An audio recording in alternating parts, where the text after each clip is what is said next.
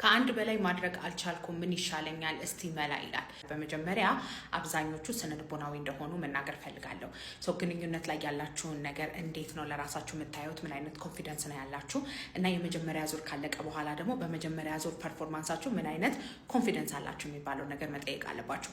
ከዛ በኋላ ደግሞ በጣም መጠየቅ ያለባችሁ ግንኙነት በምታደርጉበት ጊዜ ማለት ነው የነበራችሁ የስነልቦናዊ ነገር እንዴት ነበረ? በዛ ላይ ደግሞ ያለው ድባብ እንዴት ነው? ለግንኙነት የሚጋብዝ አይነት ድባብ ነው ወይስ በጣም በቃ የሆነ ዝቅ ያለ ነገር ነው ወይ የሚለውን ነገር መጠየቅ አለባችሁ። እነዚህ አይነት ነገሮች ሁላ ሰላም ናቸው ከተባለ ቀጣይ መጠየቅ ያለባችሁ ለመጀመሪያ ዙር በደንብ ብልት ቆሟል እና ጠዋት በትክክል ብልት ይቆማል ወይ ነው። ሁለተኛ ዙር ዝግጁነት ማጣት ከመጀመሪያ ዙር ብልት መልፈስፈስ ጋር ከመጣ ወይም ደግሞ ጠዋት ጭራሽኑ የማይቆምላችሁ ከሆነ የዛኔ ደም ስር ላይም ነርቭ ላይም ከሆርሞን ተጨማሪ ችግሮች ሊኖሩ ስለሚችሉ መታችሁ እንደ አግባብነቱ ቼክ አድርገን ሕክምና እናስጀምራችኋለን ማለት ነው።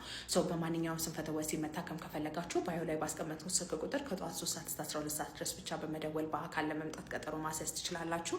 በሬ ሁል ጊዜ ክፍት ነው። ባይ ባይ።